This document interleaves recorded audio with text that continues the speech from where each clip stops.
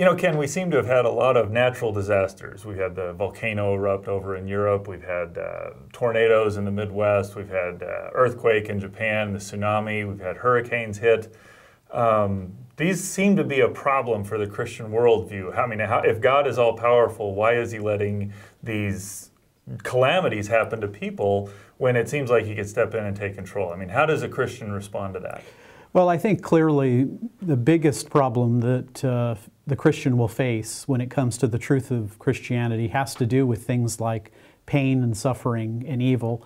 I think a good beginning place, Jeff, however, is to recognize that there are really kind of two categories of evil, two types of evil, if you will. Moral evil, that would be evil that flows from the will of the creature. Okay, so I go out and choose to murder, rob, something like that, exactly. Where it's somebody's will that's causing it to happen. Absolutely. The other kind is what we call natural evil. Now that sounds strange, but what we mean by that is exactly what you were talking about. Natural disasters, calamity. When nature is inhospitable to human beings, we call that natural evil. So, you know, I mean, yeah, I could just imagine somebody that's experienced one of these natural disasters. I mean, you had better than 10,000 people that perished in the tsunami following the earthquake in Japan. I mean, right. How do we respond to that? What's the Christian's first obligation there?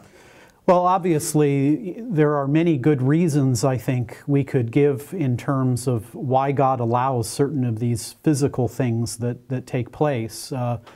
Obviously, God's good world allowing for life, but I think the more personal dimension is the one that often comes up, and that is, what do we do to reach out to people? And Jeff, I think there are a couple things that I try to keep foremost in mind when I am talking with, relating to people who suffer. One is I want to assure them that God has a sense of not only sympathy but empathy for them. And what I mean by that is, you know, Jesus Christ came into the world, and while he was God, he was also man. And so he suffered in the world.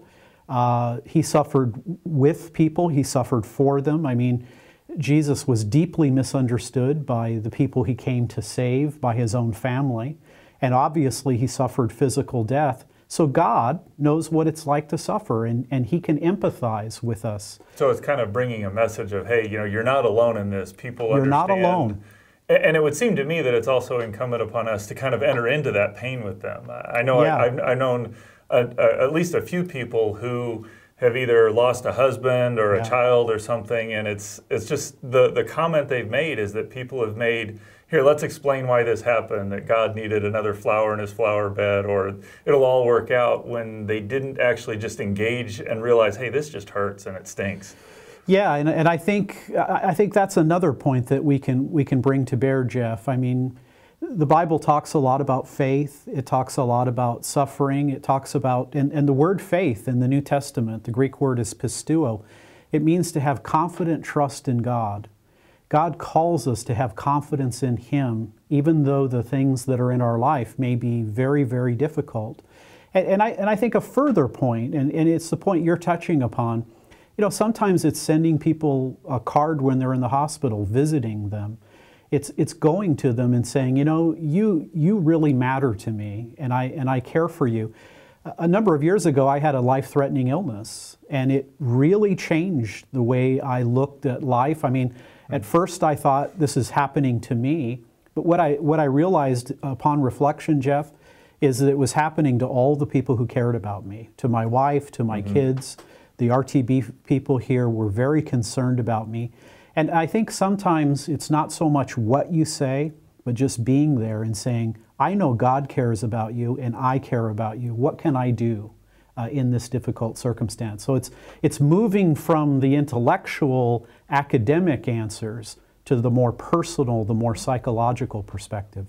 Well, and my experience, and I think what I've seen in these folks that I've known, is that it's often you need to have people help you engage and deal with the emotional, physiological, psychological stuff before those more intellectual or academic answers even can Yeah. bear any weight and provide any comfort. But yet we need to make sure that we're leading with the pastoral care rather than the academic answers, even though those are probably a little more comfortable to give.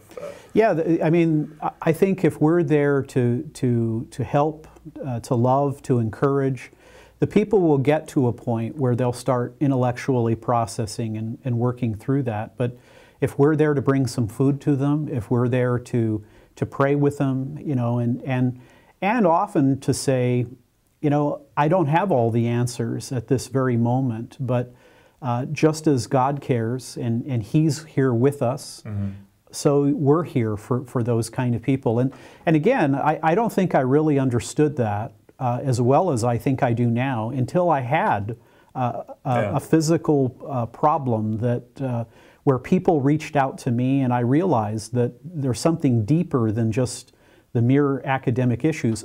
However important they are, there is also that personal side.